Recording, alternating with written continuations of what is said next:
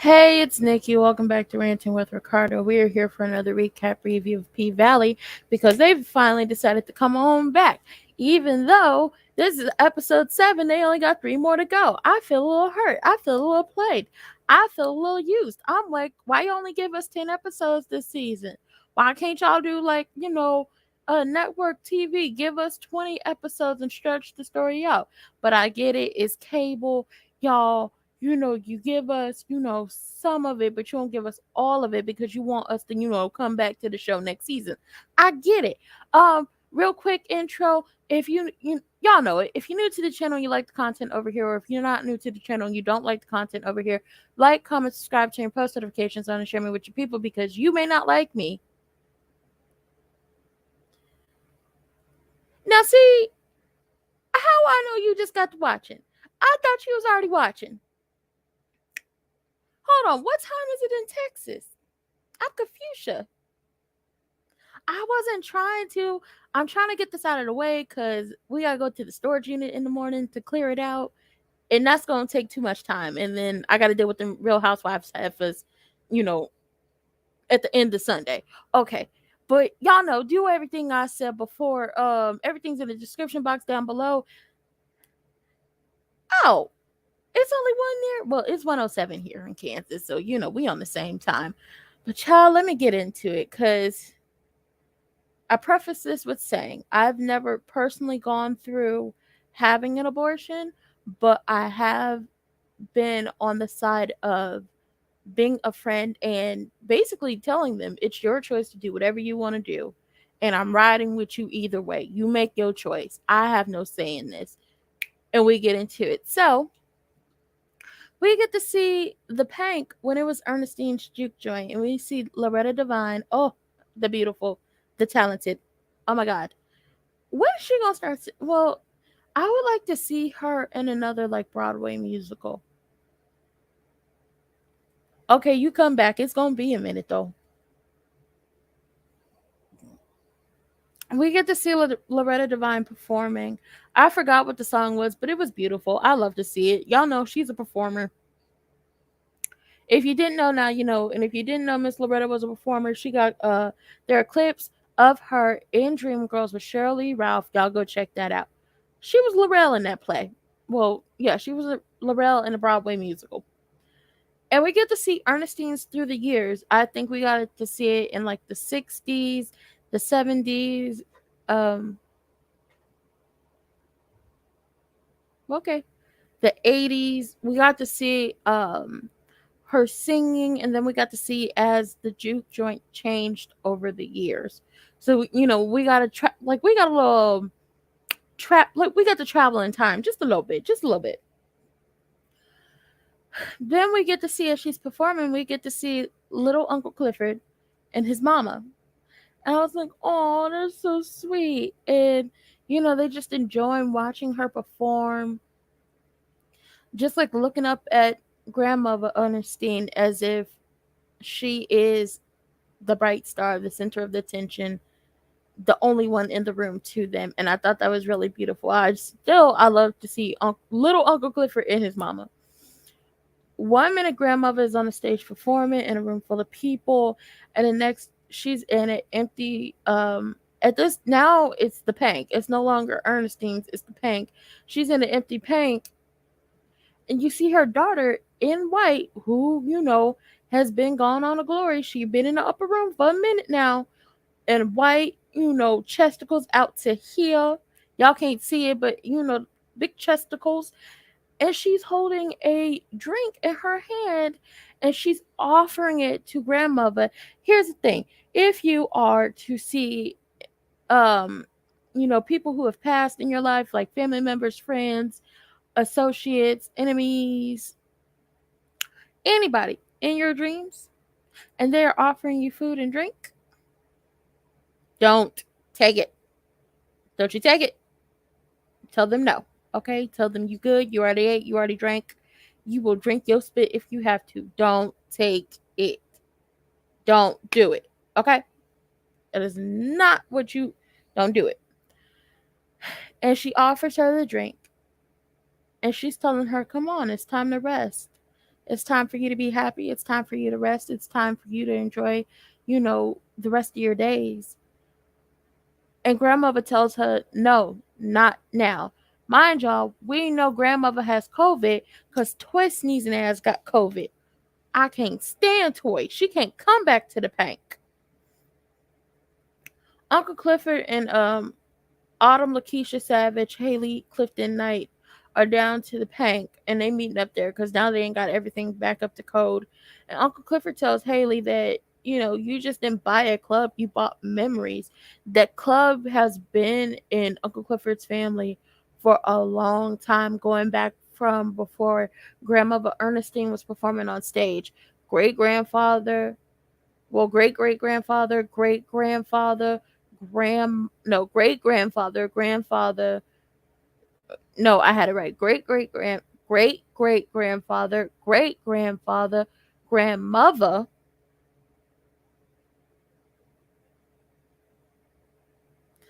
You know, one grandfather got shot over a craps game. Another one would come and drink a whole thing of corn liquor after working the cow fields until midnight. And grandmother Ernestine performing on stage. It's history. There's like family memories there. And that's what the paint is. That's why when Uncle Clifford says I can build another juke joint, I can like have another pank. It means those memories that are there of growing up in that club and being with her mother and her family members and learning the family history and everything is there. And the fact that it's her home. It's her home away from home. Like the house her and grandmother have, it's a house, it's where they live, but the pank is a home and it's always going to be their home. And hopefully, Haley Raggly, scraggly ass, musty, dusty, not so trusty ass won't sell it.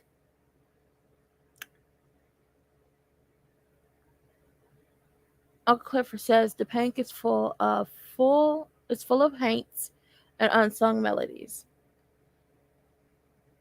At this point, it's nothing left for Uncle Clifford and Haley to do but to talk because, you know, Uncle Clifford was kind of, considering, offing her, but it can't really do that.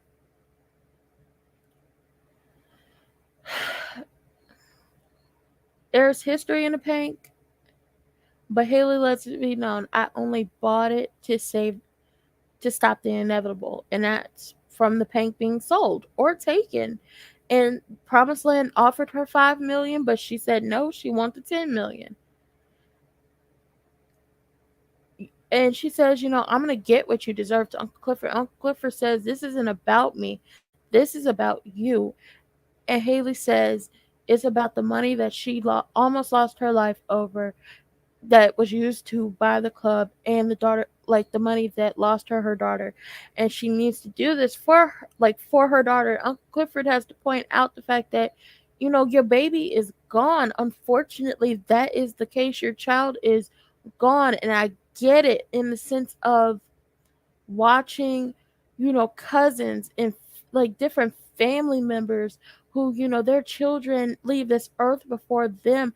That's a pain I will never understand because I don't have children, but I can see that pain behind and the actress does it well. Even though we have a lot to say about her accent, she plays the part of a mother who just outlived her child well. And you see that pain behind her eyes. And I get in a sense of you want to do this, you want to make your daughter proud somehow, you want to do this so you are able to forgive yourself for not leaving as quickly as possible when Montavia started beating on you and you happened to leave during, a hurricane which ultimately took her life. But at the end of the day, Haley, you truly need to go get help. Real therapy, a real good black therapist, preferably a black woman therapist, to help you properly heal and properly accept and deal with the death of your daughter, because carrying that that pain and that hurt and that guilt and blaming yourself for what happened to her is going to eat you up, and it's going to kill you at the end of the day. We see Terica. She been no, not we see Terica. We see Mercedes. Terica has been with her for like 3 nights now. Mercedes is on the phone with Shell trying to get more time, especially because Miss Girl is pregnant, and at this point we don't know what's gonna happen. Um, so Shell says, she bet not be wearing no floss. And Mercedes says, she better not be going on no more joyrides driving you around after you didn't drink 2 cases of Moscato. And I tweeted out, how do you drink 2 cases of Moscato? Like, I know what 2 bottles look like. Trust me, I've drank 2 bottles of wine in one sitting, and it only had me tipsy. How the hell do you drink 2 cases of Moscato? You've got to be a real alky out here. Like, you a real life, for sure, bona fide alcoholic. My God. What the hell, Shell? But then again, like I told y'all, and I'm going to keep saying it until I can't say it no more. Shell,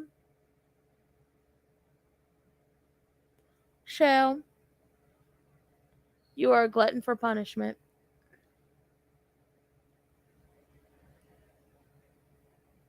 You are a glutton for punishment.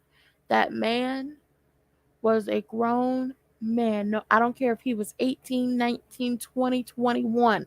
Anything that's over the age, anything 18 and up is grown, and it's called statutory rape.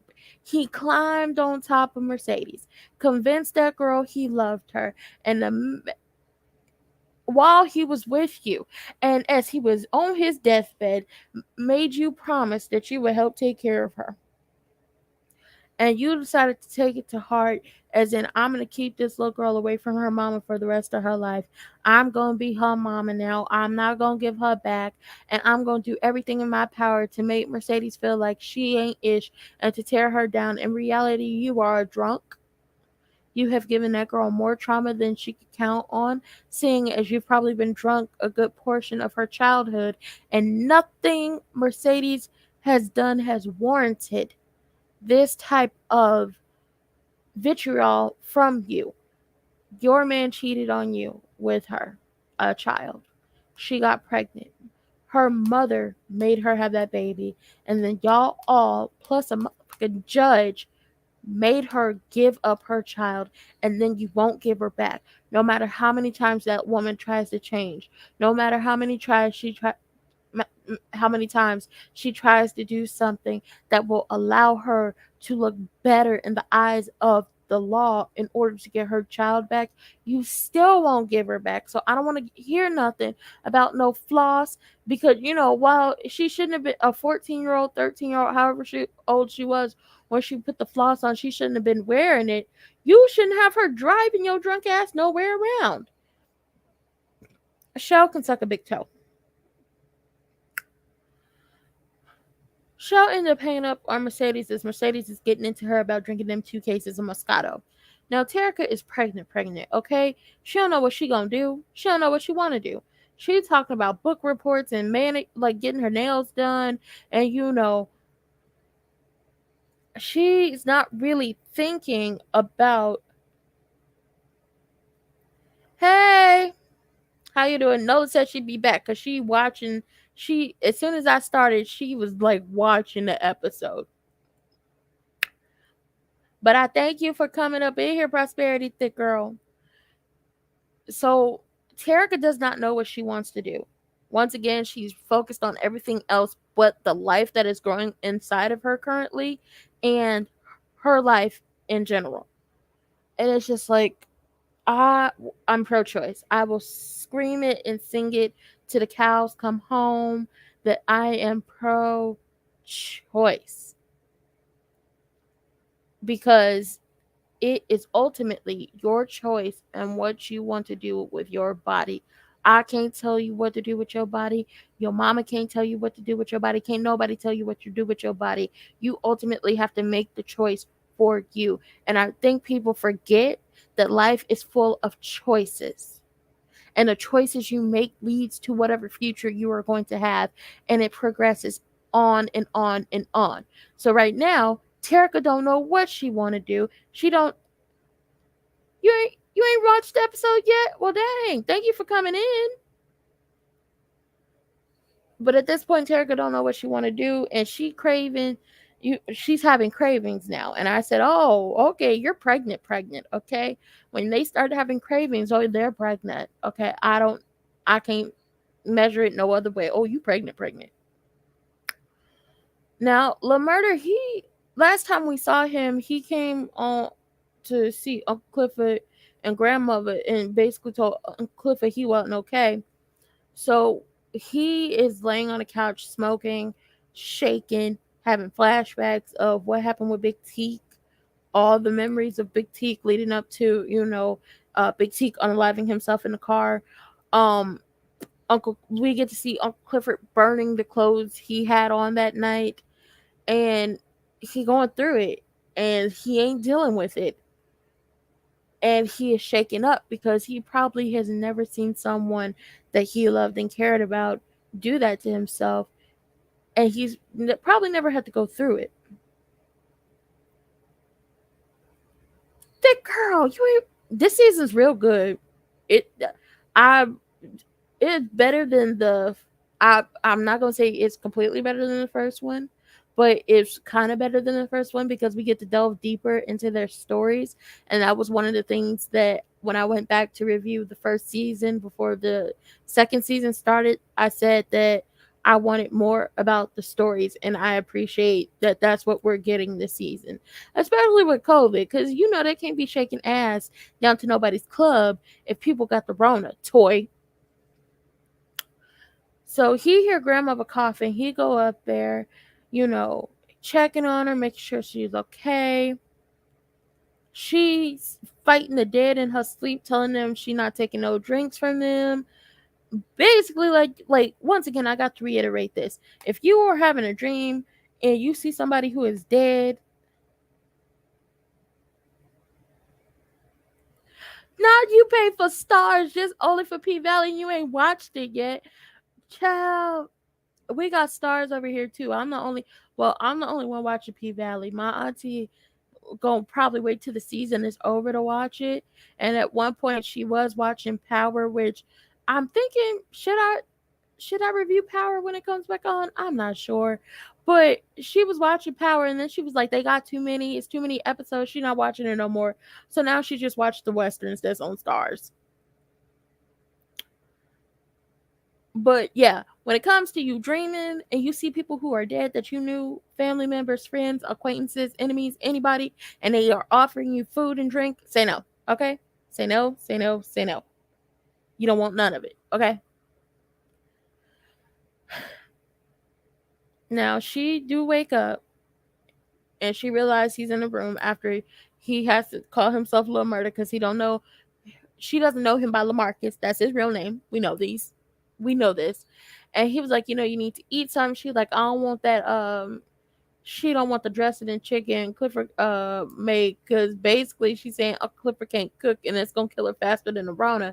He made a whole meal, and I was like, well, that looked good, and I don't even eat yams, collard greens, cornbread, not smothered potatoes, smothered pork chops, had a whole peach cobbler in the oven. It was like, I don't even like peach cobbler. I like I like the top of the peach cobbler. I don't like hot fruit. Okay, don't judge me. I don't like hot fruit. I don't know why. It just don't sit right with my spirit. I don't like hot fruit, but I love the top of a peach cobbler with some vanilla bean ice cream or just some regular vanilla ice cream. It hit. It hit real differently. But hot fruit, no ma'am. Keep feeding her, and she was like, you keep this up, because she called him Chef Boyan. No, Chef Negro RD. It was a mess. And she was like, you keep this up, the cooking and everything, you gonna make an old bitch won't keep you, keep you around. And she was like, and I'm not talking about me. And he asked her to put in a good word for him with Clifford, because Lil Murder loved him some Uncle Clifford, and Uncle Clifford loved her some Lil Murder. And the reason why they're not together is because Uncle Clifford is out and proud with who she is, and she knows who she is. And Lil Murder does not. He may know who he is, but he doesn't Like, he doesn't / can't be out and proud about who he is, and can't really flaunt Uncle Clifford around if you're trying to be this gangster rapper and be a Christmas thug. That's what I call the Hurtsville hustlers. The part where he's feeding her. Okay. Hurtsville hustlers, or as I like to call them, the Christmas thugs. You can't really be just like out here and proud with your stuff, saying, this mine right here. Yes, that's my sexuality. I don't need to say nothing else. Okay. He can't do that. In his mind, he can't do that because a lot of, career wise and all that stuff is riding on the fact that he stays in the closet. And she, like, the way grandmother knew what was on the plate was she can smell it. And with Rona, they said one of the first things to go was your like taste and then like smell. But she said that smell is all she got. And she was like, I could smell that, but you know what I also smell? I smell death. And I was like, ooh. Well, let me learn that you was a little witchy bitch too. I mean, I don't judge, but you can smell death. Is that a thing? Is that a power?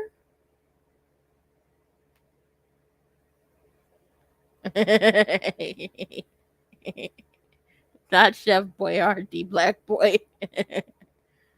But I was like, is that a power that Black people have? Can we smell death? Is that a thing?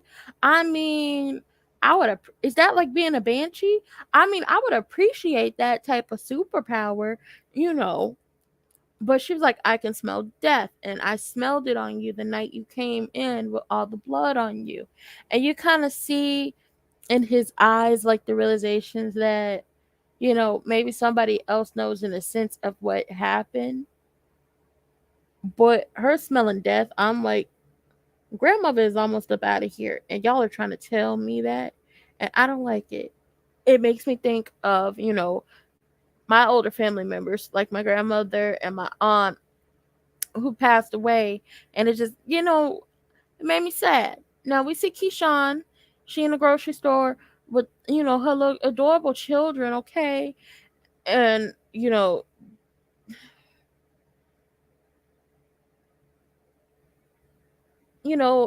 that baby on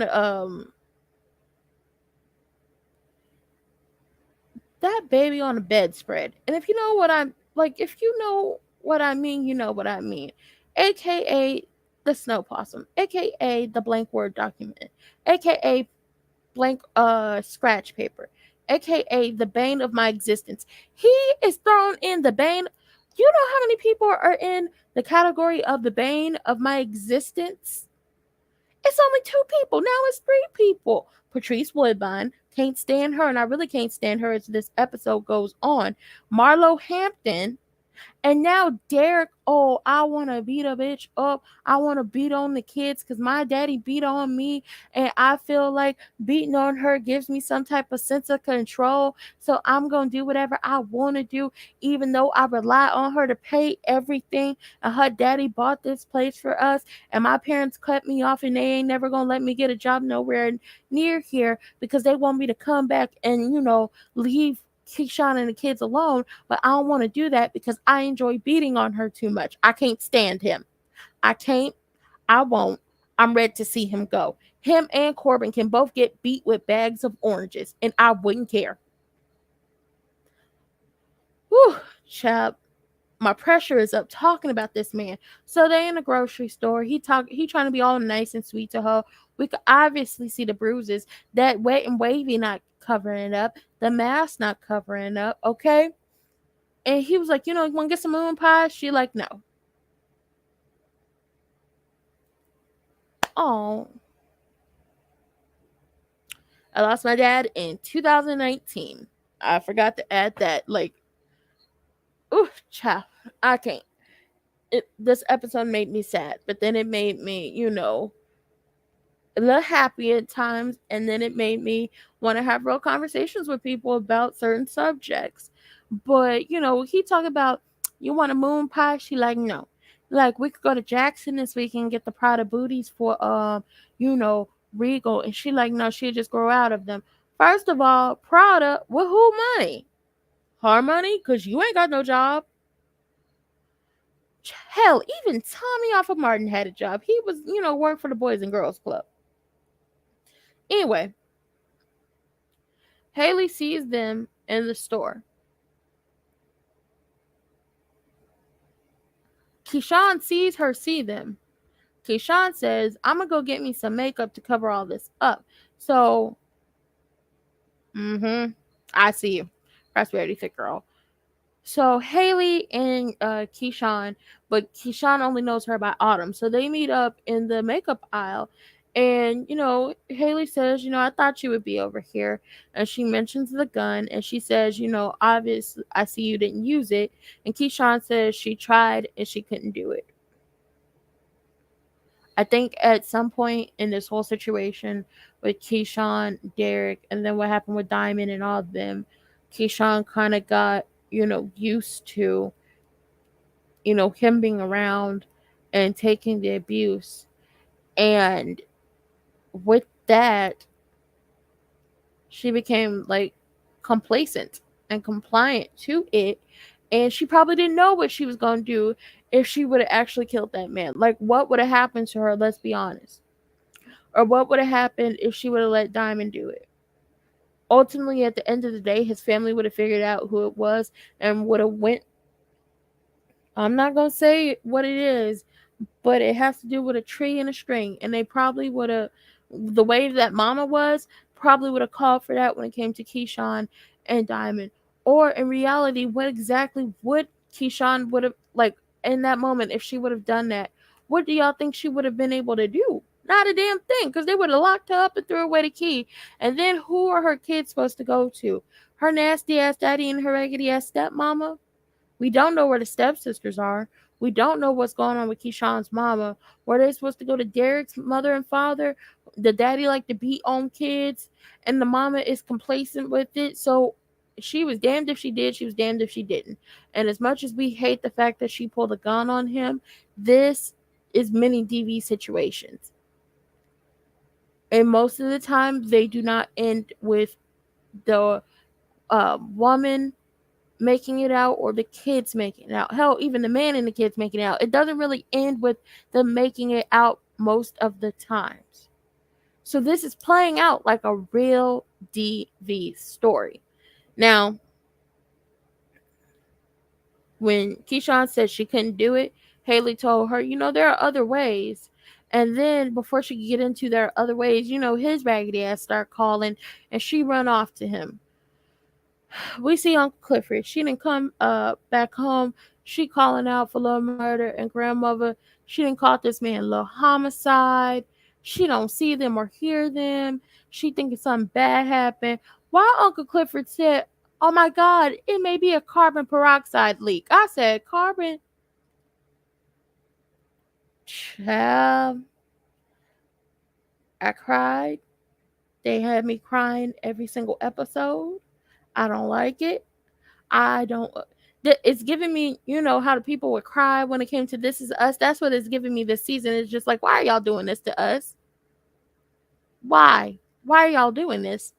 But child, let me tell you something. Uncle Clifford run up the stairs talking about, oh my God, it could be a carbon peroxide leak. I said, carbon peroxide? Carbon, you mean you know what? You know what? You know what? Y'all not finna do this to me. It's monoxide. Not peroxide, monoxide. But I said, it's Uncle Clifford. I'm going to let her be her. I'm not going to judge. Okay, I'm judging just a little bit. Talking about carbon peroxide. She ran up the stairs and goes into grandmother's room. And she's like, she's scared and everything because she thinks something happened to them. And she asked the little murder, well, did you do this? Did you do that? And he was like, yeah, I did your whole list. So they go downstairs. He feed Uncle Clifford, the smothered pork chops. I was like, them pork chops look good. I'm not a yams person, but that look good. All of it looked good. And they talking about Haley in the deal, and him and Tina Snow in the song, and basically, when it comes to the whole money conversation of what like Uncle Clifford's cut would be of the $5 million. That's $1.65 million, which then got Uncle Clifford calling this man look calculator. I said, oh, it's gonna be a whole bunch of lures. He gonna have way too many names. Lil Homicide, Lil Murder, Lil Calculator, Lil, Lil Negro Chef, no, Lil Chef Negro RD. Too many names. But that 1.65 million, Lil Murder says that's about the same that you've probably picked up off the floor of the bank in your lifetime.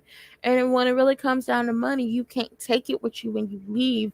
So ultimately, it's up to you to enjoy the people and the things around you while you still have your life to live. And, he get up and Uncle Clifford asked him, how are you doing? Because I heard you crying in your sleep. And, he says he's fine. And she was like, well, I go find you some clothes since it look like your ass gonna be staying a lot longer. Child, tell me why Terica and Mercedes in a car. Terica's sitting up here singing WAP. I said, well, ma'am, I was singing WAP when the song came out too, but you at 14 should not be singing this song, especially not in your predicament. Don't you be singing that song, okay? And Mercedes is like, see, you shouldn't be singing this song because obviously in your predicament, that didn't work out. And they get to talking about how, Mercedes really didn't talk to her about sex. Like, her talk was, don't be giving it up to no nappy head N-word who don't want nothing but, the coochie from you. And I was like, Mercedes, that wasn't a very good talk. Let me tell you how my mother did the talk for me. Sex ed was offered all 3 years of middle school when it came to PE or gym, whatever you want to call it. And listen, that wife was she knocked up. I was like, oh yeah, she was feeling them lyrics. But here's how the talk went for me. Just, to give y'all a backstory on me. The talk went like this. My mother, when I was in middle school, sixth grade, seventh grade, eighth grade, all 3 years you take gym, PE, whatever you want to call it, sex ed was offered. And every year you would have to get a parent's permission to sign you up for it. My mother signed me up for every single year. Now, after every class, I would come home, and whether my mother was there at the time or she got off work, we would have a conversation about the stuff that I learned. And, she would actually talk to me about this stuff. And it, made me want to wait. And I'm still waiting because let's be clear. Ain't nothing out here in these streets for me. I will wait for my person. I will wait for the right time. Because no, no, no. No. And then it's just like the way the world is going on, I don't want to, you know, my options are very limited. Say something does happen, and if I made the choice to do what, like, my options, I don't have that many choices. So yeah, Mercedes, you and Shell's talk with her didn't work. One good. Go back to the drawing board, okay? Where am I at in my notes? Okay, Terica. Oh, so Mercedes asked her, how many months are you? She don't even know how many months she is. And Mercedes said, see, if your period not regular, you shouldn't be having sex. I said, well, she 14. She shouldn't be having sex. Just in general. Shouldn't be having sex at 14. Because you run the risk of, especially when it's unprotected sex and you don't have any type of contraceptive, like, she doesn't have a contraceptive, he doesn't have any contraceptive, you run the risk of you possibly catching an STD, an STI, and maybe one might be the one you can't get rid of, or one is like the most deadly one, or you run the risk of, getting pregnant. And, pregnancy is like playing Russian roulette with your life, especially if you're a Black woman, because they don't like to listen to us when we in the hospital telling them something is wrong with me. Not the same thing as being pregnant, but one time I went to the doctor and I was like, I don't feel well. They told me I had a common cold. Turns out I had strep throat. And all they gave me was some Mucinex and some coughing suppressants and sent me on my way. But I had strep throat. See, they don't listen to us. So being pregnant at 14, child, just don't be having sex. Like, don't be having sex at 14. Okay? I'm stressing that. Please don't be having sex at 14. Now, Terica realizes that they not going to the little place, like I think it's like a froyo soft serve place, wherever she wanted to go for her little craving. She not going there. And Mercedes says, they going to Jackson for a consultation. So she starts screaming to pull over. And Mercedes pulls over, she hop out the car, she throwing up, and Mercedes lets her know that pregnancy for black women, it can mean life or death. Like I said, they don't listen to black women when we come in there and tell them we are in pain, because they think we have a higher pain tolerance, because they are going off some old ass books that are lying to y'all. And it's the fact that y'all experimented on Henrietta Lacks and still won't run her family day money for, taking that lady's DNA. But I digress. Ultimately, pregnancy meaning life or death for you means you have a choice to make for you. And that this consultation for a 14-year-old needs to happen. Not saying you need to make this choice, but you need to know what your options are. I think people forget that when a teenager is pregnant and you either tell them, you're having an abortion, or, you're having this kid, you're not giving them the options. You're just telling them what they're going to do. And in a sense, it's just like, well, if they do this one thing, you don't know how they're going to feel later. But if they do this other thing, you really don't know how they're going to feel later, and you don't know how their lives are going to turn out. So give them the choice. Don't make the choice for them. Give them the choice to make it. And Mercedes basically tells her, we're going to Jackson so you can have a consultation, so you can get your options. And, at the very least, get you some prenatal vitamins, because you out here without prenatal vitamins. You don't know how far along you are.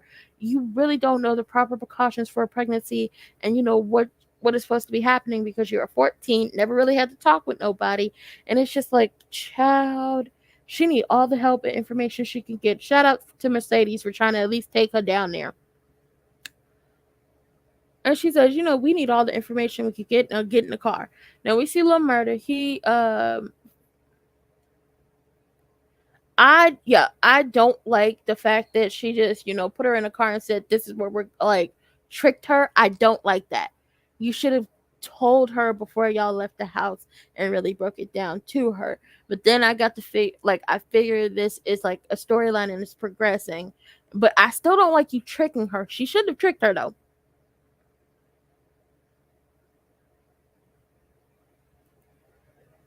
Yeah, that part. It's just like she hasn't been a full-time mother to her, and the trickery was not the way to do it. I don't like when you like I don't like being tricked, so I know someone in that, that really delicate situation shouldn't feel like they are being tricked into doing anything. You really should have explained to her everything you are going to explain to her at the end, closer to the end of the episode. But, you know, I figure this stuff happens in real life. I've only had one instance of this, and this, like, when I say this was a friend, I mean it was a friend. I I never been pregnant.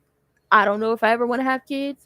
I'm okay with being a big sister and an aunt, and I'm okay with being the friend, like godmother and all that stuff. We see Lil Murder. He finally get his phone from out the couch, and people blowing him up because the song with Tina Snowden went like wild.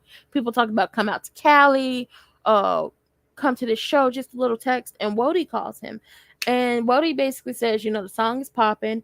The promoters from the tour that like the venues that they had to cancel after Rome got and Keyshawn went home, and then everybody else went home, wants to rebook him for them places. And they talking about Big T. And I was like, oh my God, R.I.P. to Big T. Oh, we gonna miss you. He was a real one. But I get it. I get it and I understand.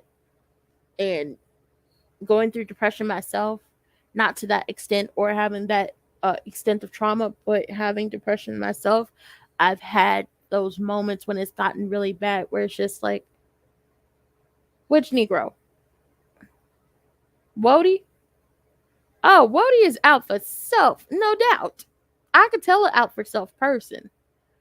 But I've had those moments of I don't want to be here. And I like looked at that with also the show I reviewed earlier. Well, Now it's Sunday. The show I reviewed on Saturday. Okay, so you was talking about Wody.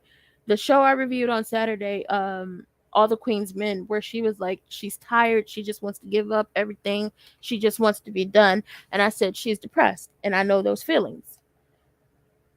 And really, most of the like pulling me out of it and just really trying to help was at the time of me feeling like that, my friends were just like popping up in my apartment like, you're not gonna be alone, we're gonna be here with you, we're gonna talk, we're gonna do everything, you need help, we're gonna tell you you know counseling where you can go.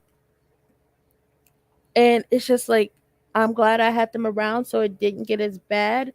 And I realized that with Big Teak, somebody truly should have, when he was a kid and went through all of that, y'all should have gotten him help, real help. And nobody did that. And they just let him fall and become a cautionary tale. And then ultimately, we saw what happened to him.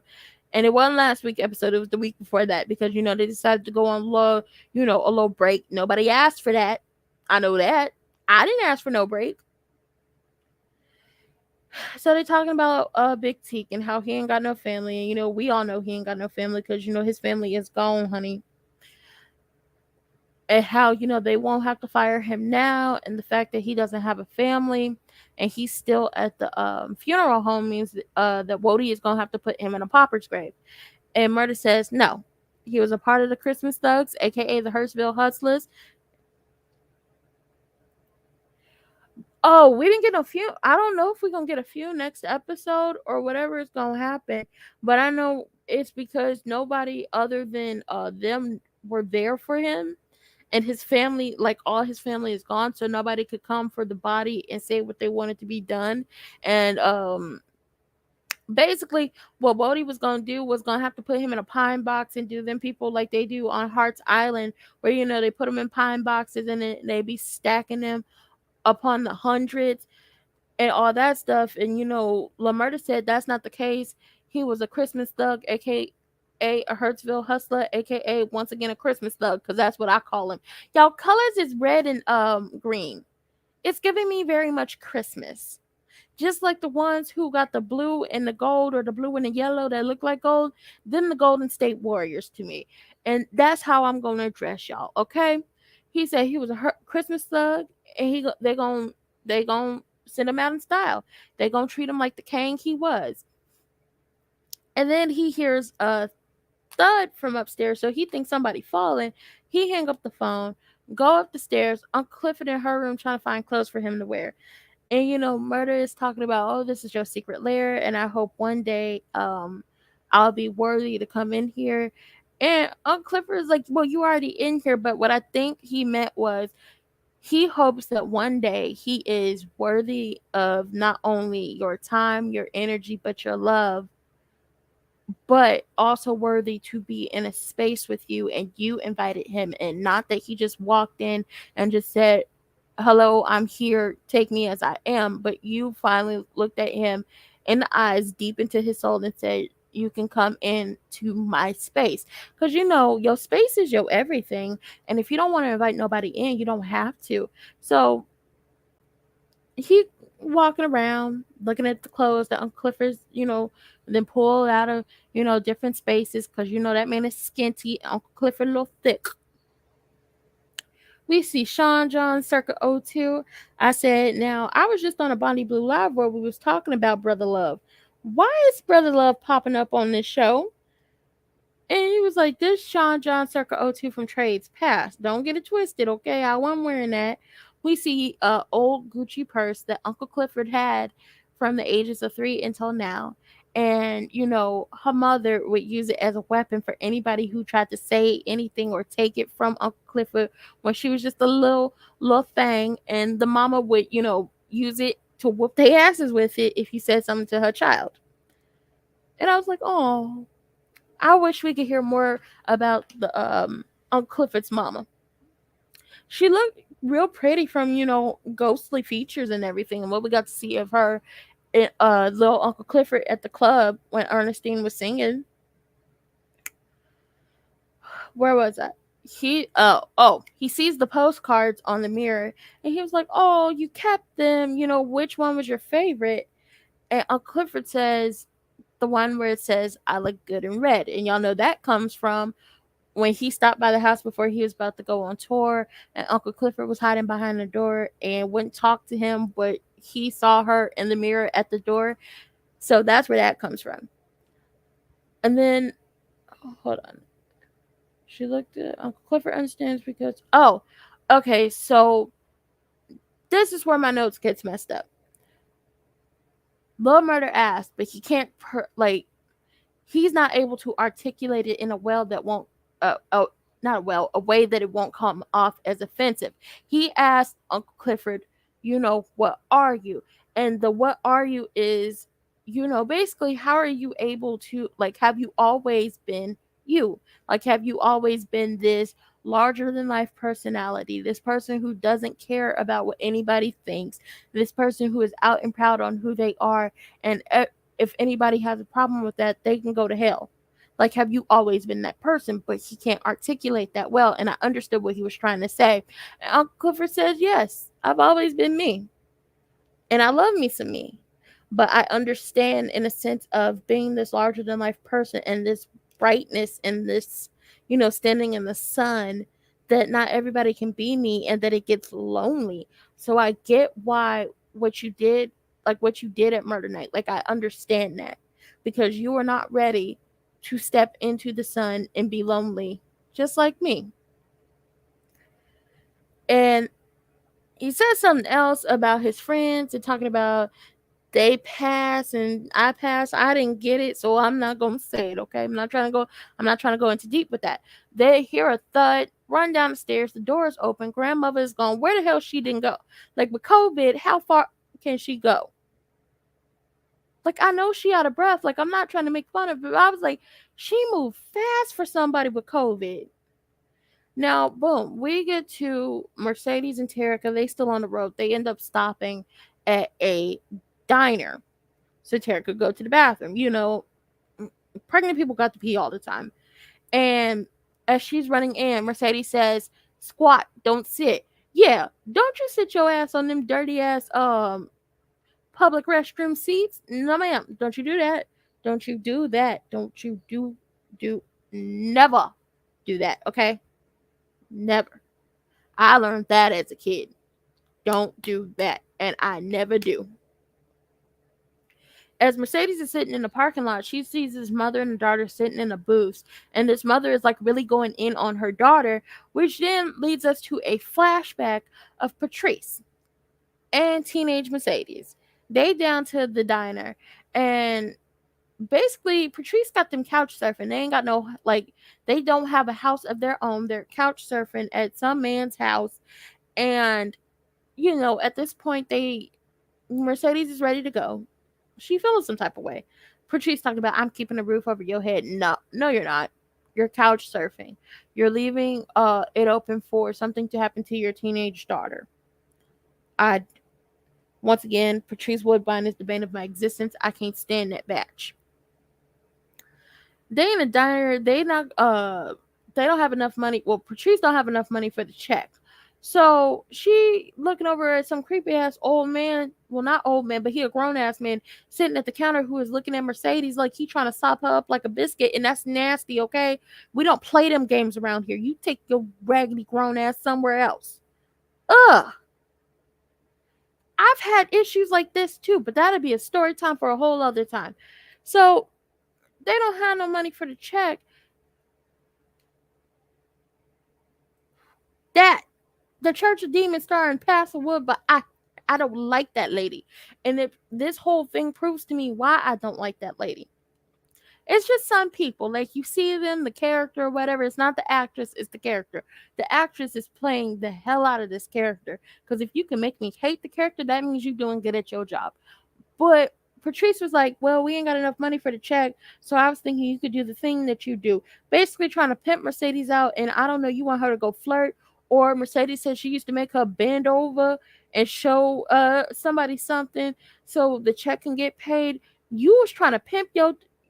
Why is everybody trying to be a pimp on these shows? Babyface on All the Queen's Men. Patrice Woodbine trying to pimp out her own child. What's that man's name? what was his name? The one Wody killed? Rome. Trying to pimp out Keyshawn. Like, what is with y'all trying to pimp people out? I don't like this. It doesn't feel right in my spirit. Mercedes is like, no, okay, I'll pay. So Mercedes pulls out her little wallet, and her wallet is the money, but you see a gold wrapper. And if y'all know what the gold wrappers is, the Magnum condoms, okay? How I know? Because they used to hand them out in college. Anyway, Patrice sees the condom. She pulls it out. She starts going off. She like, what you got this for? And, Mercedes says, my boyfriend Cortez, he take care of me. He loved me. And she's like, well, it look like you take care of him too. And then she starts beating on Mercedes in the restaurant in front of all them people, talking about, you will not be a hoe. I will not raise a hoe. Just beating on her. And Mercedes is screaming and begging her to stop. I said, you know what? You know what? You know what? You know what? Y'all really playing with me. Y'all are really trying to y'all really playing with me. Like, I won't jump through this screen on Patrice Woodbine. Like, there is a way to talk to your child without beating on her, well, physically abusing her, demeaning her, crushing her spirit. There is a way to talk to her about what you've seen in her wallet. Actually sit and talk to her. But then that has to go back to how Patrice was raised, and she probably wasn't raised to talk. She was probably raised to, have conversations with her fist and to get her point across by beating on people and taking all of her anger out on them. Patrice, you can't be mad at her because she's just following your footsteps. You can't be mad at that. You showed your daughter how to be. Just be glad that when Mercedes got older, she tried to change from being you. And we will see that as the episode continues. Child, Terica come back. She hop in the car. They talking about Keelan, Terica baby daddy / boyfriend. They both 14. He a little artist. He can draw. Shout out to him. And Keelan want her to keep the baby, and they want to be a family. And Mercedes, while a little cynical, that part, you was about to pimp your child out to pay a bill. Mind you, Mercedes said in the first season when she came down to the practice talking about the shorts Terica and the rest of the girls was the shorts and the rest of the girls were wearing, and then down to the parking lot where she got on her knees and was praying and doing all that stuff and took Mercedes money, how she would have Mercedes as a child go over and bend over in front of grown men to get them to buy them breakfast down to the Denny's. Patrice ain't been shit. She ain't never gonna be shit. She on the same level as Marlo in my eyes. Get her out of my face. Back to, the 14-year-olds who think they about to be a family with a baby and all that stuff. While Mercedes is being a little cynical about her situation and how that happened because Cortez was all lovey-dovey, being a grown-ass man, getting into a 15-year-old's mind, telling her, oh, I love you. Oh, I want to be with you. Oh, you my life. I'm going to marry you. This, that, and the third, just so she can give up the cooch and unprotected cooch. And the moment she told him she was pregnant, it was, girl, please, I don't know you. So Mercedes is being a little cynical about, situations of Christmas past, but she is laying out the facts of, how it's going to, like, what it could be and how it's going to be for two 14-year-olds trying to raise a baby. Y'all 14, you could only get a part-time job at 14, and that part-time job is not going to pay for them diapers. It's not going to pay for no formula. Child, we in a formula shortage. And a lot of these teen parents out here is like pissed off. It's not going to pay for it. And it's just like, it's a lot of things you have to think about in these situations. Like in a situation of you making a choice for your life, especially at the age of 14, like, that young, because it can be younger. And I've saw it in the news in Ohio, y'all was playing. Okay. But at 14, how are you going to do all of this? You can have the help of family, but really, how are you going to handle all of this?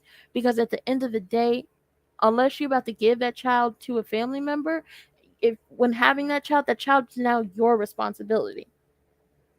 So once again, Mercedes is being cynical. Terica feels some type of way. And Terica tells Mercedes, you just mad And hear me when I say this, you just mad because all you have is them dudes you dance for, and I have someone who loves me, and you don't have nobody. I said, well, damn, damn. And Mercedes slapped her in the mouth. I was like, well,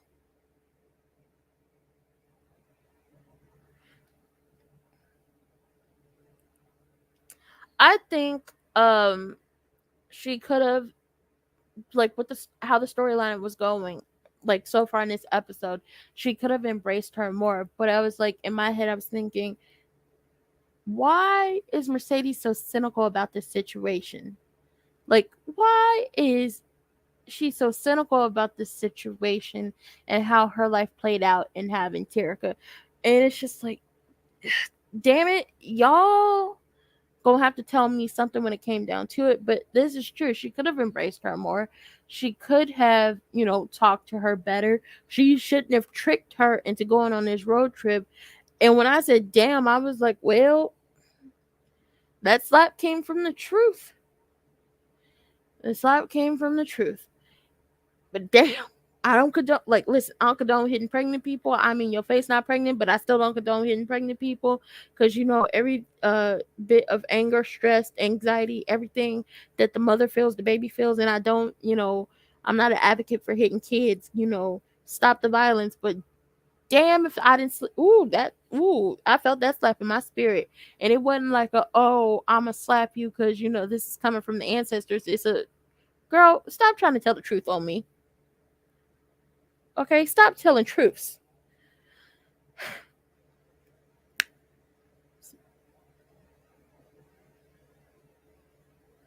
That part. That part. Thank you. Mercedes does not understand love in the certain love she has to get, like the type of love she has to get and receive, not only from her child, but the people around her, truly, because she was raised by the bane of my existence, Patrice Woodbine. And that heifer, that holy roller right there, she don't know love either. You know what? Generational curses.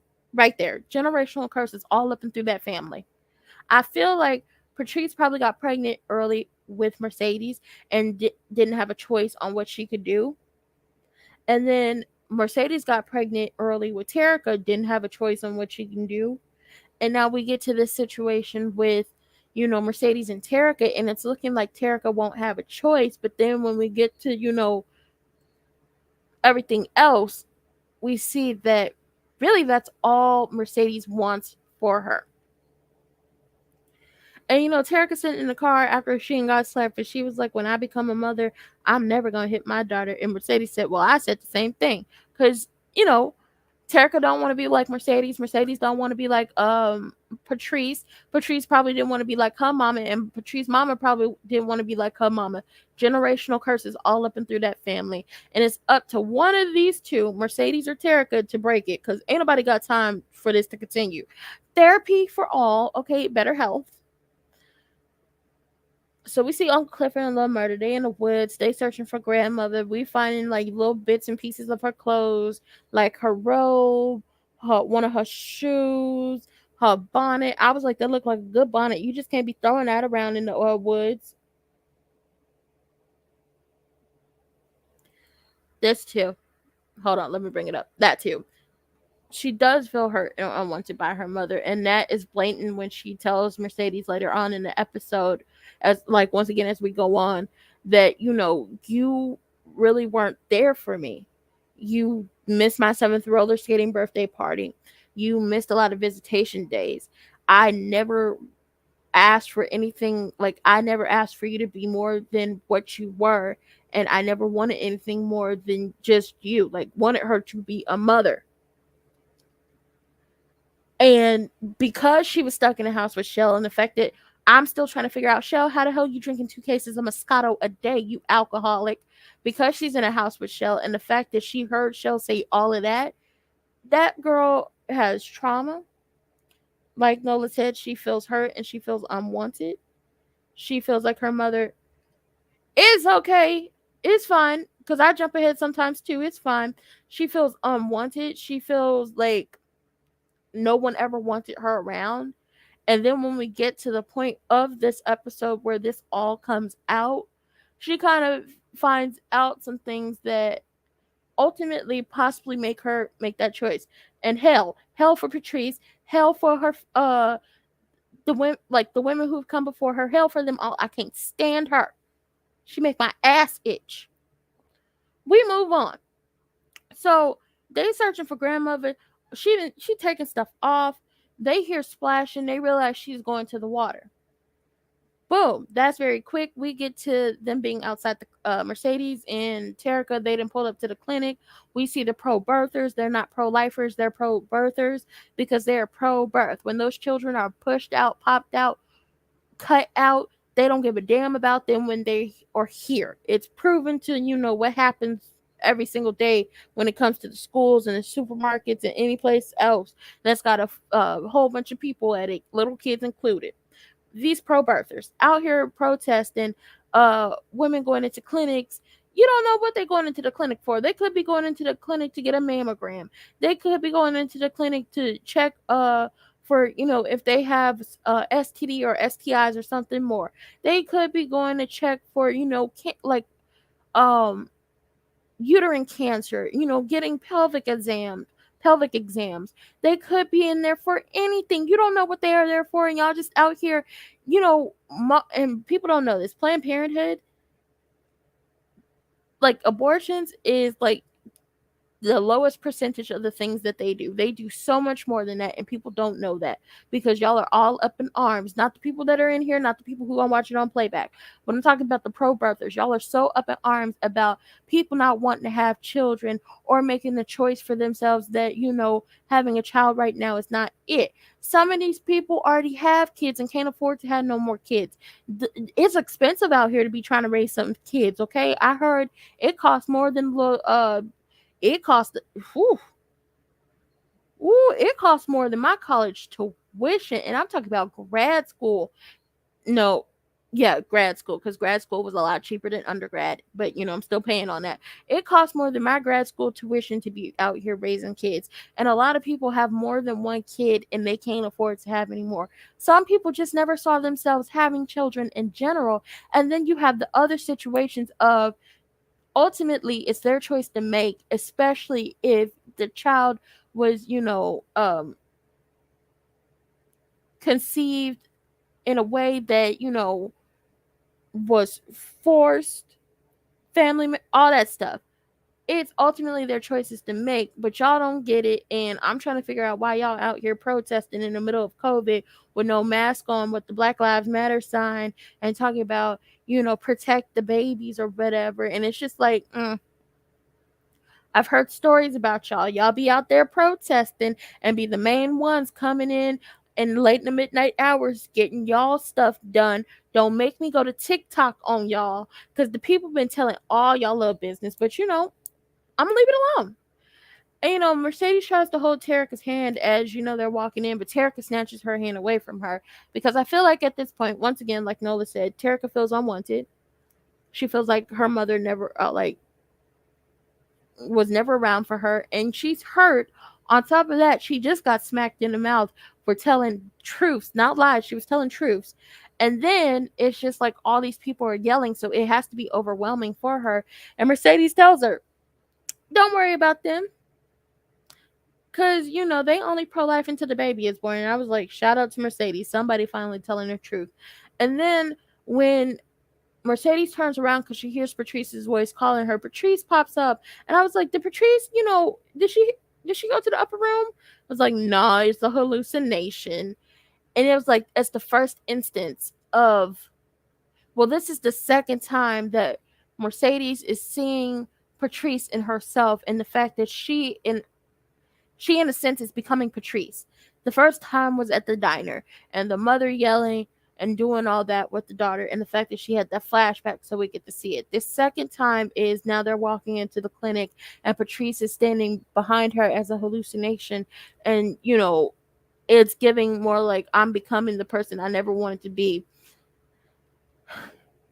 So we in a clinic and she's having an ultrasound. Mind y'all, Terica little friend's mama's friend told her if you have an abortion you could get cancer. That is not what happens. I don't know why y'all sitting up here lying to these people about this, but okay, go off, Miss Girl, I guess. out here spreading false information. Like you got an MD behind your name. Anyway, they in a clinic and Terica has the ultrasound and she finds out she's 14 weeks pregnant. The window for her to have an abortion, if that is what she wants to do, ultimately, once again, it's her choice. The window is closing. And, they have to wait the mandatory 24 hours, if she's going to have an abortion, but she has to make the choice sooner rather than later, because if she waits, that's no longer an option for her. And then you move on to the other two options you have: adoption or raising said child. Okay. And then she asked about, could this cause cancer? And I think it's the doctor or the nurse has to break it down to her that this is what she said. I don't know how truthful this is. I've never had one. I know the friend that did have one, she kind of went through some of the stuff that she was talking about, and she said the same like complications that you have from an abortion are kind of the same complications you would have from childbirth: blood clots, cramping, and different stuff like that. So I was like, well, I ain't never had no kids and I've never had an abortion, so I don't know for real, but that's what she said. That's what I'm gonna give to y'all. So now it's like somebody got to make a choice, and that somebody has to be Terica. We see grandmother, she trying to walk into the water, and they run up and stop her, and she like her daughter Beulah, aka Clifford's mama, is calling to her, and she's calling out to her, and she just like, Beulah is telling her, you can rest, you can go on now, and she says she has to get ready, and it's just like she is seeing dead people, she is talking to dead people, she can smell death, she got the Rona, grandmother almost up out of here, and I can't take it. My heart can't take it. Like, I can't do this. Like, what is going on? What are y'all doing to me? Why are y'all trying to make me sadder than I already am? It's okay, because I'm going to watch the one woman show after I get up off of here. That's what I'm going to do. But child, grandmother, she almost up out of here.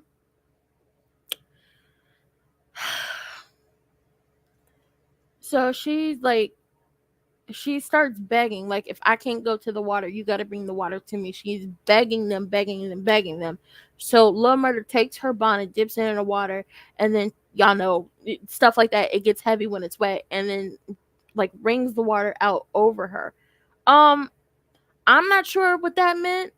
Somebody tell me what it meant, because I'm not understanding. Maybe it's like giving a dying woman her like the last thing she wanted. Okay, so, well, I was already going to check it out, but I'm definitely going to watch it after this. But it was like, I wasn't sure what the wringing the water over her meant. Maybe it was washing her sins away. Maybe that was what that was. Child, I don't know. I don't know about that one. I've never, like, I don't know. And then, you hear the voices. It's like the ghost of the family members are calling out for her. And then she passes out. I said, oh, no, don't do it. Don't you do it. Don't you leave me, Miss Loretta Devine. Oh, don't you do it. And then Lil Murder points out that her fingertips are blue, and they got to carry her on back to the house. I said, well, damn, y'all just gonna hurt me. Y'all just don't care about how we feel.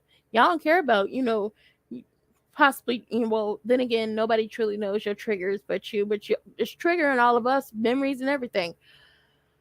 So we get to Mercedes and Terica. They at a hotel. Now, don't talk about her and her weed smoke. Right now, she got the Rona thanks to Toyo sneezing and coughing, gut jacked up ass. Ooh, I can't stand Toy. She bet not bring her ass back to the bank. So we see Mercedes and Terica. They at a hotel pool. They got their feet in the water. You're not trying to get wet. You roll up your jeans, put your feet in the water.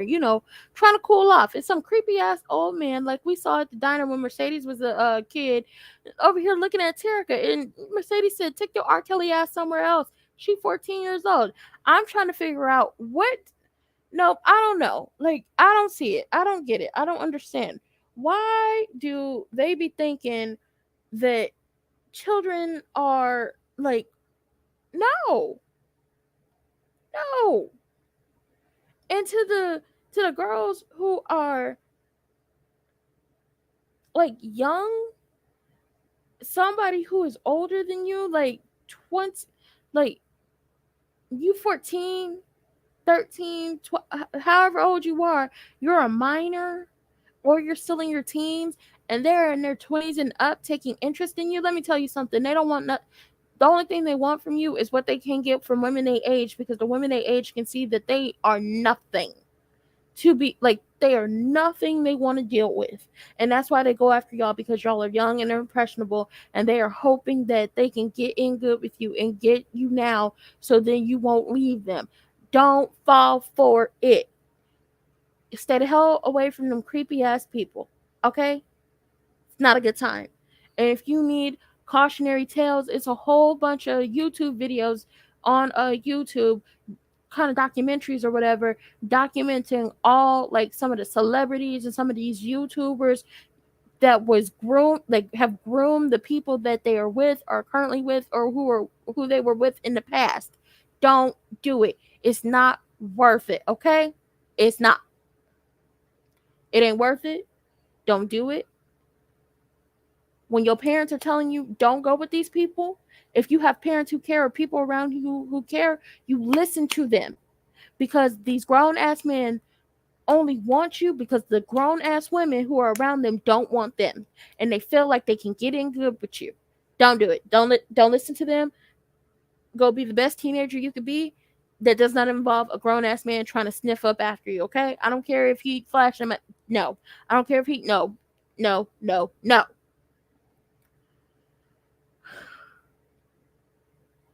So Mercedes is after the whole thing with him. Terica. Okay, so Mercedes tells her, look at the lady who is at the pool with all the kids. That is your future. And I was like, I don't know if that's her future, because it looked like she only having one. Like they say, she only having one kid. Okay, but I get what you're saying. It's like, it's a lot of responsibility. It's a lot of, you have to be on it at all times to make sure that your child survives, being a baby, being a toddler, being an adolescent, aka a kid, a preteen, a teen, and then getting into the adult years. You hope that you raised a well-adjusted, well-functioning member of society, and that you didn't put any type of trauma on them. So yeah, this is your future of being everything to this one little person. Okay? What you gonna do is the question that Mercedes keeps asking her. What are you going to do? She is like, well, if I need help, I'll just drop the baby off with the grandmama. And she tell her, stop calling Patrice that. She said, no, I meant you. And then Mercedes has to realize that she will be a grandmother at the age of 30. Mind you, she had Terica when she was 15. She was like, oh, I can handle this. I was like, well, Mercedes, while I love you, this is where you should have tried way more harder than you did in the past to actually be in Terica's life. And maybe, just maybe, you wouldn't be going through this situation with your child right now, because you was kind of out here moving like a deadbeat dad. But I also understand in the sense of not now one of them hoes in your life, Cortez, Shell, the judge, your raggedy ass mama, was trying to allow you to be a parent when you first got pregnant and had her, and made you give her up. But you could have tried harder. But the legal system ain't shit when people trying to get their kids back. I'm gonna just say that. And she asked Terica, do you want to do like normal teen things? Like, do you want to go to prom? Do you want to go to homecoming? Do you want to finish school? Would you like to travel, like going to Dubai or China or just different places? And Terica, once again, is just like, she don't know. She doesn't know what she wants to do. She doesn't know. And she asked Mercedes, she's like, have any of the dudes tried to pull you out of the club and take you anywhere? And Mercedes says, yes. But I said no, because it would be way too far from you. And I say, I give that to Mercedes. All these men have tried to pull her out of the club, have tried to, play Captain Save a Hoe, even if the girl dancing ain't a hoe, have tried to save her and have tried to take her away from Chuckalisa. And, with the whole coach thing, and I was talking about fine ass coach, not grandpa coach. With the whole coach thing, the only reason why she probably went for the money was to pay the mortgage and get the gym and get Terica back like she's always wanted and have some money left over. But at the end of the day, she never wanted to leave Chuckalisa or be farther away from her than she had to be because she never wanted to be away from that child. So I give that to her. Even if Mercedes couldn't be there for her physically, which is just like, you could have tried harder, Mercedes. Could have tried way harder. You out here moving like a deadbeat dad. Just a little bit. And then Mercedes tells her what somebody should have told Terica a long time ago. Or before, you got tricked into coming to Jackson, but I guess y'all had to go on this journey. What? Forget about the baby. Forget about everybody around you. Me, Shell, Patrice, Kellen, everybody. What do you, Terica, want for your life? Like, what do you want for your life? Really think about that. And then give me the answer. Now we see the EMTs, they loading grandmother up into the ambulance, and she don't want to go because she know if she leave here, she not coming back. And it's just like, she know. Like, my grandma knew and my aunties knew. Like, it's a lot. This was a tough episode. Like, it was tough on the emotional, and then it was tough on trying to play big brain games and use my big brain energy so I wouldn't be sitting up here cussing at all the people who are pro-birthers. But they loading her up into the ambulance, and once again she don't want to go. Her and Clifford don't want to like part hands, and the EMT is like, we got to get her into the ambulance and we got to take her away because her oxygen is dropping. And the EMT misgenders Uncle Clifford, and Lil Murder steps up to correct him and is like, don't call her a him, it's her. And I was like, oh, shout out to Lil Homicide.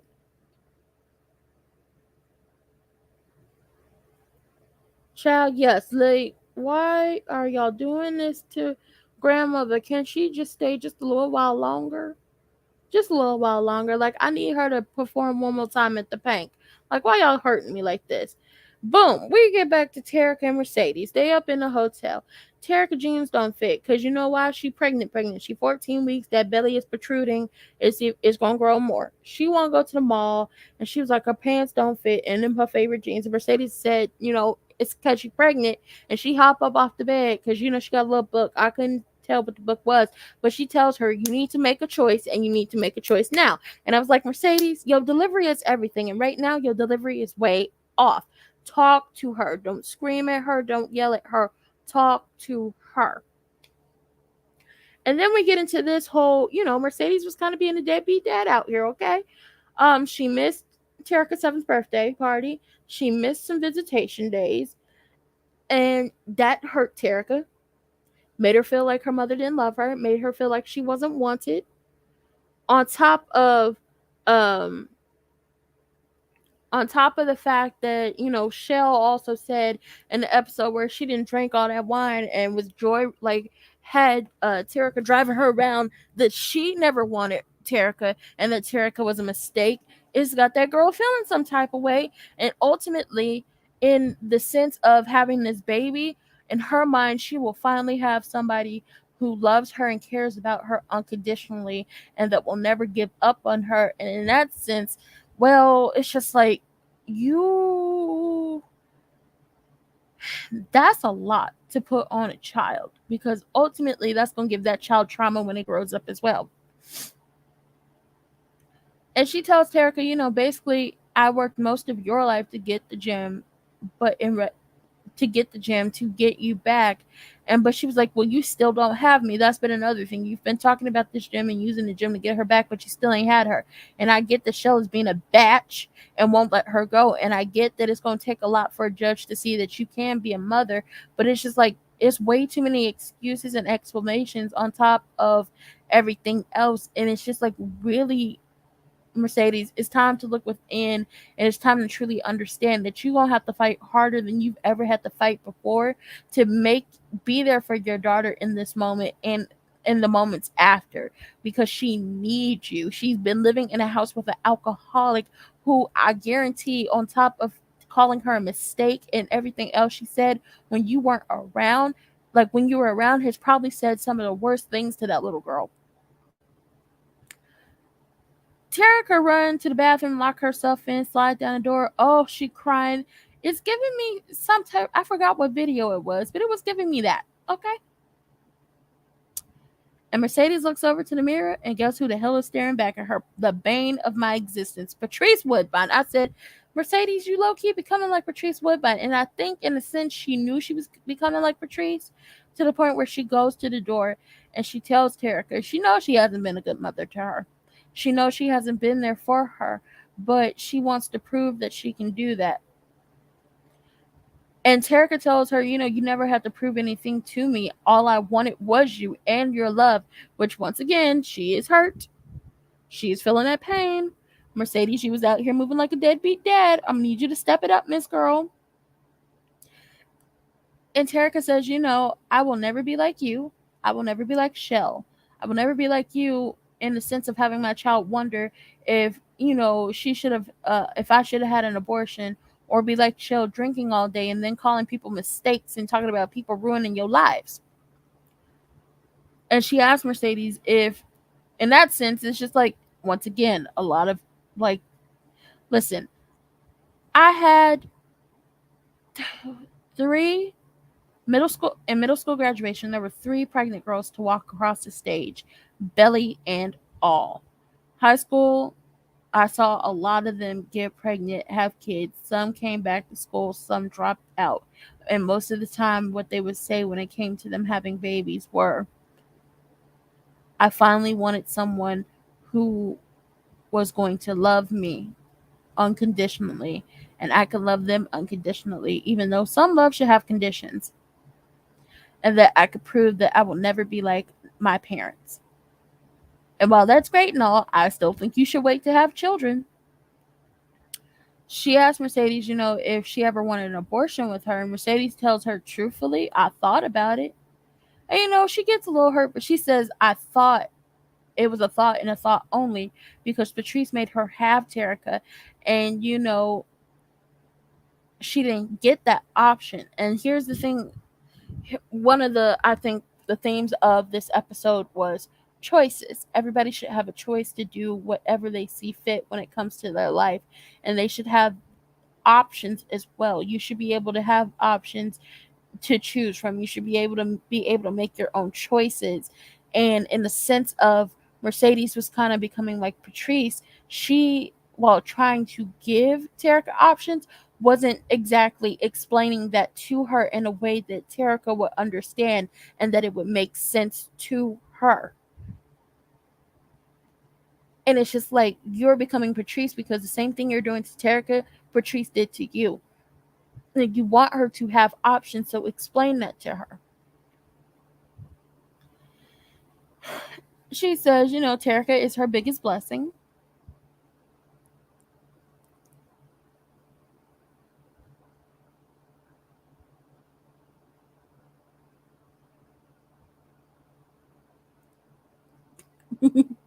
I'm not saying all of them, but the ones I met, that's what, they were saying. And I was just like, well, that's all I got to go on. Other than that,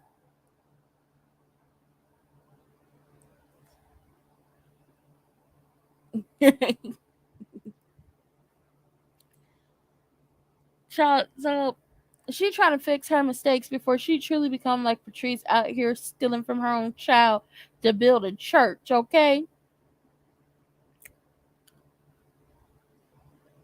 And she tells Terica, finally we get to the part of this episode where it was like, oh, so you couldn't tell her, you couldn't tell her this back in Chuckalisa, and then we just went to, gave her the option to go to Jackson or stay here.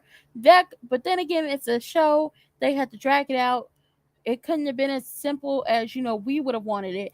She tells Terica, all I've ever wanted for you in life is for you to have options and choices. And I want you to be able to choose from these options and make your own choices. That has all I've ever wanted for you. Because ultimately, being raised by Patrice Woodbine, like Mercedes was, and the fact that they was couch surfing, and basically, Patrice was pimping her own daughter out, making her flirt with old ass men and bend over in front of old ass men to get food, dinner, money for food. Mercedes' choices and options were taken away from her the moment her mother made her do those things. So Tara come out the bathroom. She crying. Her and Mercedes sit on the bed, and she was like, "You think anybody was ever ready, for pregnancy and motherhood?" And she says, "No." We both know I wasn't. And I don't know. For the mothers who are up in here, because I'm not a mother, I'm just an aunt and a big sister. Were y'all ever truly ready for, pregnancy and motherhood? Y'all let me know as I continue, because I don't think people are ever like truly ready for what all is going to come with being pregnant and being a mother. But I can't truly speak on that life because I've never lived that life. Mercedes says, they have a lot of time to make up for the past and, heading into the future. And then she asked Tarek, what color do you want to paint your room? And Tarek is thinking, oh, you mean for the baby, like they're about to make a nursery. Y'all know I don't like Patrice. I call her the bane of my existence. Her, Marlo Hampton, Garrick, old raggedy, scraggly. I like to beat up on people and children, musty, crusty, dusty, not so trusty ass. He up in there with the bane of my existence as well. I want to beat him and Corbin with a bag full of oranges. I don't like Patrice. I don't. And the fact that she did all that to her daughter, and the fact that Mercedes caught herself becoming like Patrice and had to start to reel it back so she didn't, I appreciate the growth. Oh, okay. So you think you're ready for pregnancy and motherhood, and then maybe along the way you realize you're not. Okay, I got it. Thank you. Child, this went on longer, but this was like a long episode and a lot to like talk about, like really talk about. I like these kind of topics to talk about. Not the COVID, but like the choices when it comes to, me being pro-choice. Like I really get into that. So I don't mean to keep y'all here longer than y'all have to be. But when she was talking about painting the room, Terica thought it would be like, oh, you're painting the room for the baby. And once again, like Mercedes has been saying this entire episode, even though she had to trick you to come down here, it's your choice and what you want to do. This is your life. You have to make the choice for yourself. I can't make it for you because I can't live your life for you. And I think that's what a lot of people, like the parents who force their children to, like the daughters, the transgendered sons, and the non-binary children, when they get pregnant, and forcing them into either keeping the child, giving the child away, or having an abortion. You don't truly give them the options to choose what they want to do with their lives. And that is not, that's not the way you should go about this. You give them the options to choose. Allow them to choose what they want to do in their lives, because ultimately it's their life. You can't live it for them. No matter how hard y'all try to live through y'all children, you can't do that. Okay? I want y'all to know that you can't do that. Once again, Terica, she's talking about your room, like your room at her house, and she was like, what color you want to paint it? She was like, for the baby. She was like, no, for you. She was like, green. She was like, oh, how'd you know that? She was like, I'm your mama, because green is her favorite color. Said that in the first season. She was like, she painted the room purple, but now she don't like purple no more. Her favorite color is green.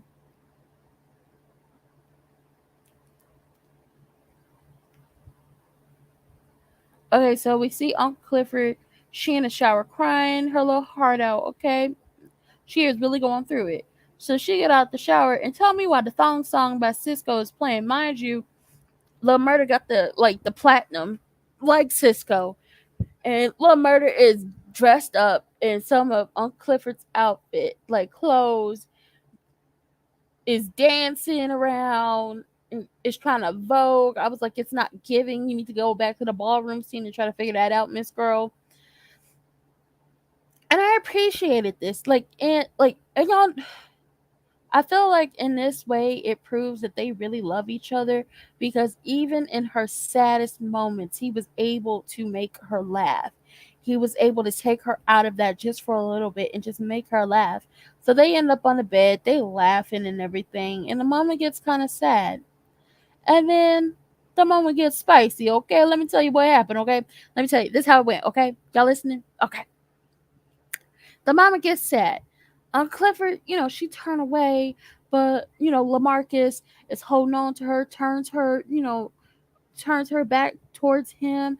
They get to kissing and touching. I was like, ooh, it gets spicy. It like the love making was about to start. No condoms whatsoever, because they both said they clean and they good. So it gets spicy, spicy. And then I was like, well, my question from when it happened down with Big Teak and everything, because I was like, is Love Murder a top, a bottom, or a verse? I want to know. And I was like, well, my answer, like my question was answered this episode. Love Murder is a verse. Hello. And Uncle Clifford is a top. Who would have thunk it? Shout out to y'all. But I loved it. It was love making. It wasn't no like, sweaty Mr. Nasty Time, butt naked hunching. Like we just here to get ours. Like I'm here to get mine and I don't really care if you get yours. It was just like real love making. And you gotta appreciate that they were able to showcase that on a show.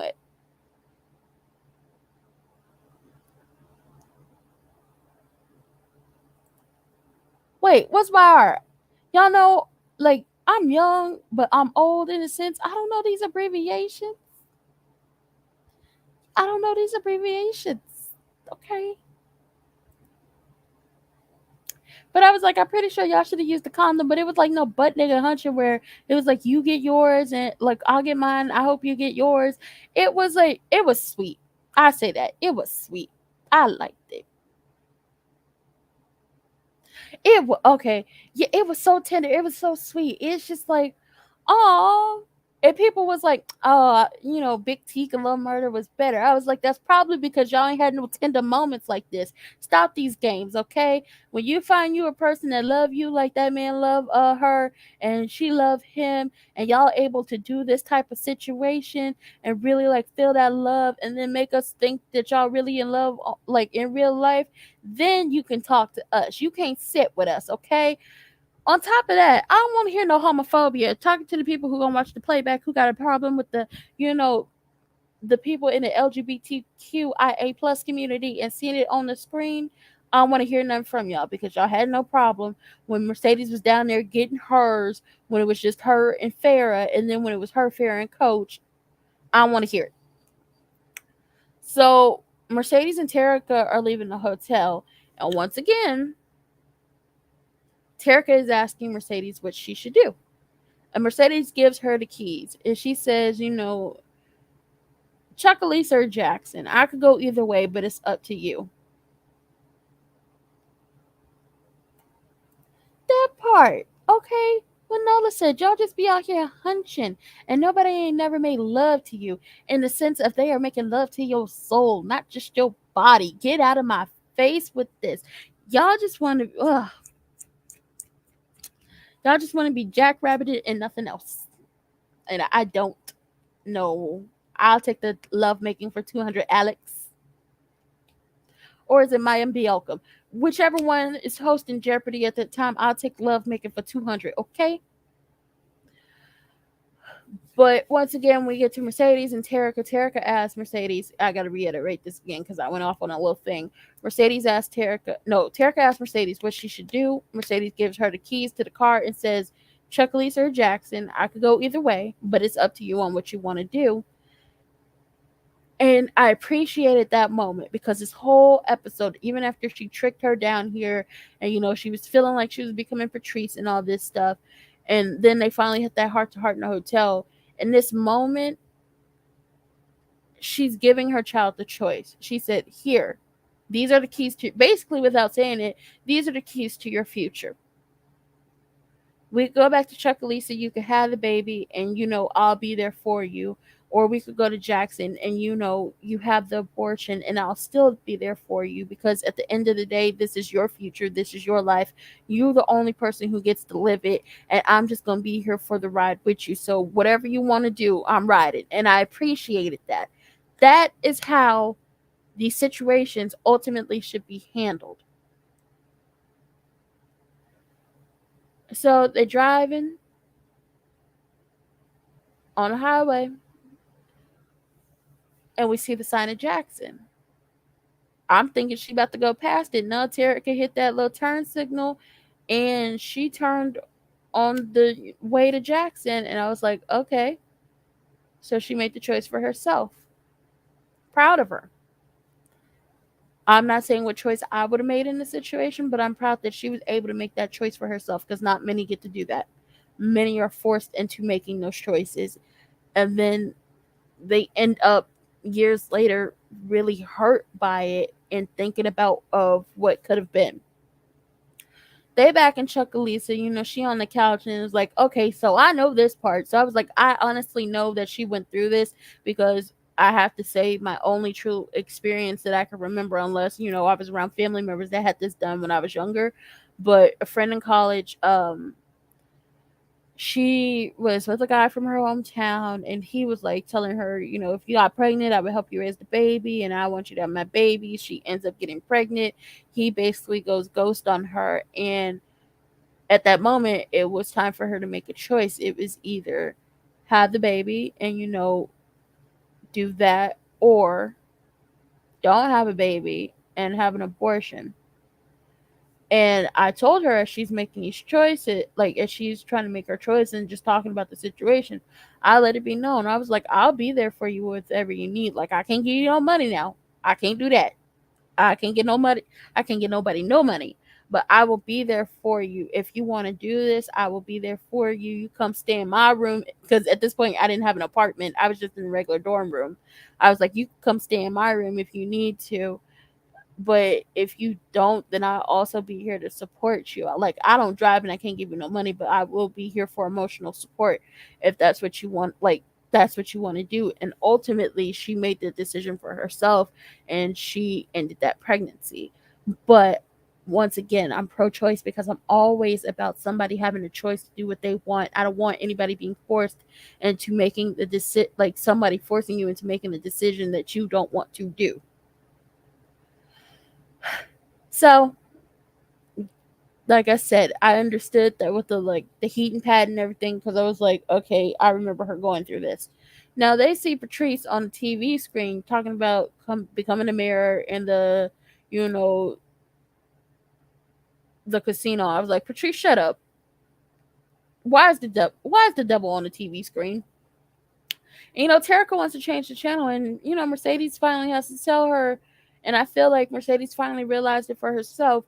The only power Patrice has is the power they give her, in the sense of making her ruin, like giving her their energy, allowing her to change their mood and ruin that day. And we've seen this and this came from like Prosperity and Nolan. I heard them talking about this when we was talking about Basketball Wives, in a sense of Brandy. Every time she was in a room with LaQuisha, aka Lil Black Box, aka LaQuisha, was giving that woman all of her energy, which then allowed her to change her moods and situations. In 1 minute she's happy and having fun, and the next minute she's ready to snap off on somebody because this person isn't acknowledging you, or this person is not a good person to be around. So I'm glad y'all finally realized, stop giving all this power to Patrice. She ain't nobody. She is not the judge. She is not the jury. She is not the Father, the Son, nor the Holy Ghost. Hell, she not even the devil. She ain't got no power. She ain't got no power over none of y'all. She may have some sense of power over the people who follow her, but it's just like that says more about them than her. But she doesn't have the power unless you give it to her, so don't give it to her no more. And then Terica asked Mercedes if she's going to hell. And before Mercedes said this, I was like, well, if she going, then Mercedes going to be right next to you. And me and my friends always say this, because I really like, if it's something like that, I'm very blunt in what I say. So if I say something and like I'm not trying to hurt nobody's feelings, but then people get their feelings hurt because I'm telling people I'm not put on this earth to lie to you. Why would I lie to you? Maybe there's a way to explain it to you, but I'm just going to tell you the truth. And hey, I break it down.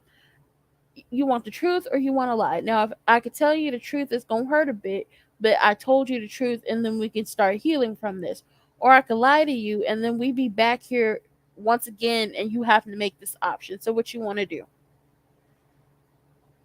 And in a sense of, I've said some jacked up things in life to some people, and I'd be like, well, I'm gonna have to get good with the Lord because I can't do the heat, okay? And Mercedes basically tells her, if you going, then I'm going too. And I was like, well, y'all just gonna be together. Now we see Lil Murder, and him and Uncle Clifford, they laying in bed after the tender loving they had last night, okay? And not Uncle Clifford, Lil Murder asked Uncle Clifford, why did you let me back in? And she says, because you needed me and I needed you. And then Lil Murder starts to tear up and is about to start talking about Big Teak and that whole situation. And Uncle Clifford was like, no, no, you don't have to talk about it until you're ready. When you're ready to talk about it, you could talk about it. But it's not until you're ready to talk about it. And I was like, oh my God. Well, y'all need to get him some therapy because some people are never really ready to talk about this type of stuff. But I appreciate it that they so in love. And it's just, y'all get on my nerves. Y'all just all in love and stuff. And I'm over here lonely with nobody. You know what? I got myself. Well, I already love myself. I guess I got to love myself just a little bit more. Okay. And then we get to the ending of this episode, and made me like Haley just a little bit more. But it also made me like, Keyshawn, if you don't get the hell away from this man, I'ma jump to the screen and beat him with a bag of oranges, and then I'ma set Corbin up for the okey doke because I don't like him either. Haley pops up at Keyshawn's house with, Prada booties for Regal because she heard, the white man say something about Prada booties. So when Keyshawn tells her, oh, this is Autumn, we used to work together at the club, he lets her in. In the baby's room, Haley is holding Regal and she tells Regal and Keyshawn the story of Little Red Riding Hood. But once again, this is a ghetto ass fairy tale. And really, in reality, most people don't realize fairy tales were really they were horror stories before, certain people got a hold of them and tried to dress them up like they were all nice and good, but they weren't. Haley starts telling her story. She says she was an orphan and one day she had a baby.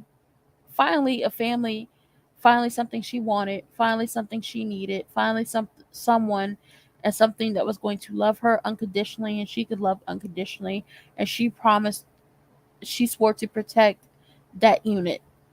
And then she met Montavious, aka the Hunter, who gave her everything she thought she wanted, dressed her up in the finest Yves Saint Laurent gowns and silks and the shoes, got a a McMansion or a mini mansion, 3 stories, all that stuff. And she finally thought that she had it all, that she had everything she wanted. This was her fairy tale. This was her dream. Until one night he basically turned on her and hit her. And she realized that her fairy tale was really a nightmare, like most fairy tales truly are. And that she was living with a man with, I think it was knives for hands or something like that, and that all she had was her bag of tears. So one night she let go of her bag of tears and it flooded everything. And she decided to take off. She knew she could swim. She knew how to swim, but her child didn't know how to swim. And ultimately she lost her child because she waited too long to get the hell away from him. And Keyshawn didn't truly understand what she meant. And she gives her the bag, but she pulls out a phone. It's a second phone. And she says, when you want to learn how to swim, you look up Haley Clinton and you call me. Basically saying, ultimately, if you wait too long, Keyshawn, because at this point he's already beaten on them kids, if you wait too long, ultimately, one, you are going to die, or one of those kids are going to die, or it's going to be a whole unaliving situation and everybody going to be dead in your household. So when you know you are ready to go, you call that lady so you can learn how to swim and get the hell up out of there before it's too late. And that was all for this episode. Keyshawn, if you don't get the hell away from this man quick, fast, in a hurry, because I can't do this no more. You make my pressure rise. But shout out to Shannon Thornton being in Future's video. Shout out to her. She's very beautiful. I ain't got no more for this episode. I went an hour and 45 minutes, longer than I normally do, but it was a lot, and it gave me a lot, and it kind of made me sad. And I hope I still got my voice because I got to read some heifers down because it looked like Cinderella's raggedy ass stepmom and her two ugly raggedy ass stepsisters gonna try me on Real Housewives of Atlanta. So that was all for this episode. Any closing thoughts for anybody who is still here in the chat? Y'all let me know as I start to do this outro. If you like the content over here and you like you like me, you like the channel and everything, you can like, comment, subscribe, turn your post notifications on, and share me with your people. If you don't like the content over here and you don't like me, you can still like, comment, subscribe, turn your post notifications on, and share me with your people, because you may not like me, but somebody out there does. Quick PSA, I have my birthday celebration stream already set up. Yes, my birthday is 2 months away, but guess what? I got it set up so y'all can put it on your schedule so y'all can come celebrate with me. Okay, y'all go over there and like that live up so everybody else can see it, and then they can come over here and celebrate with me as well. If you want to get in touch with me for any type of business, you want to follow me on social media, you want to buy my Elder Be Damn merch, you want to buy my lip gloss, or you want to bless your girl with a little something because a bitch got bills, because we all got bills, okay?